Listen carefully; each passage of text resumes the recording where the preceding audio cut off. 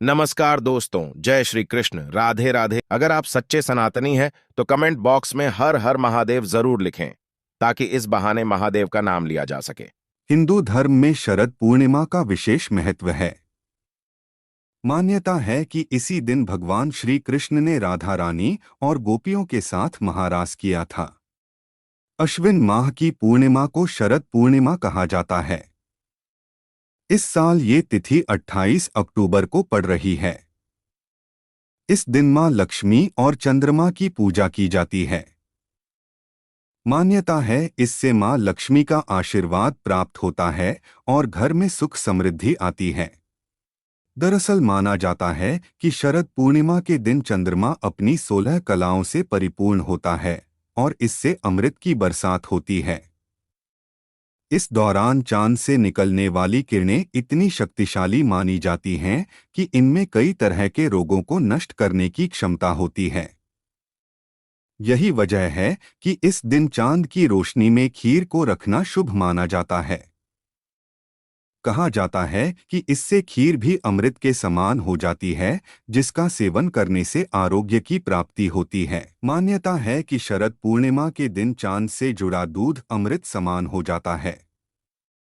ऐसे में इसी दूध की खीर बनाकर सेवन किया जाता है। इस साल शरद पूर्णिमा पर चंद्र ग्रहण का साया भी है। ऐसे में चंद्रमा को खीर का भोग लगाने को लेकर लोगों में काफी कंफ्यूजन है।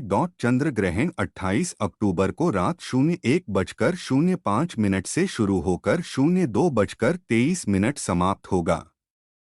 सूतक काल 9 घंटे पहले लग जाएगा।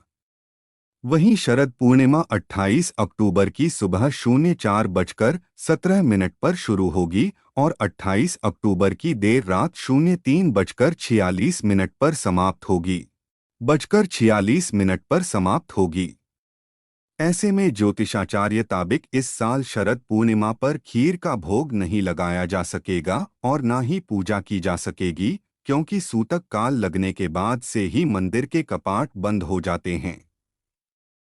हालांकि इस दौरान आप मंत्रों का जाप और कीर्तन कर सकते हैं।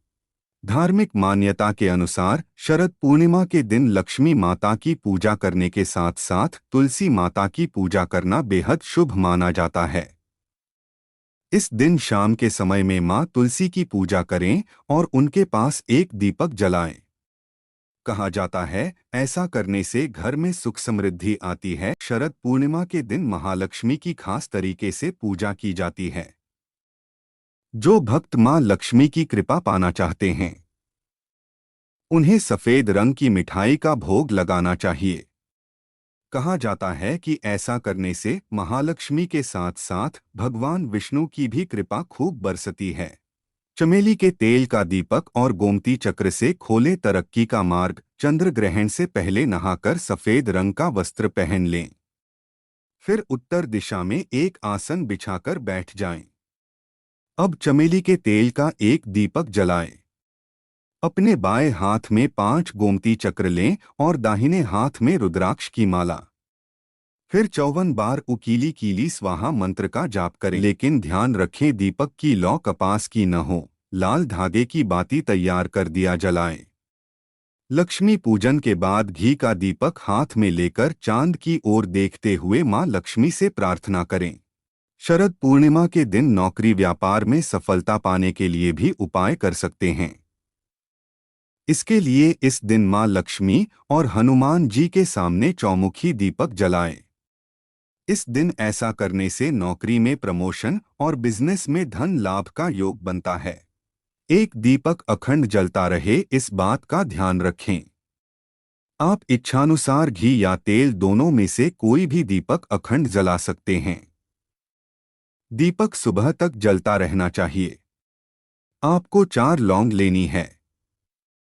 जी हाँ, वही लौंग जो घरों में मसाले और मुखवास के रूप में इस्तेमाल की जाती है। इसके साथ ही एक लाल कपड़ा लेना है। इसके बाद महालक्ष्मी और कुबेर जी को ध्यान में रखकर घर के पूजा घर में बैठकर देसी घी की ज्योत जलानी है और फिर 2 लौंग के जोड़े को इसमें डाल देना है। 2 लौंग को लाल कपड़े में बांधकर सच्ची श्रद्धा से उसे महालक्ष्मी का रूप मानकर अपनी तिजोरी में रख देना है। बस आपको केवल यही करना है।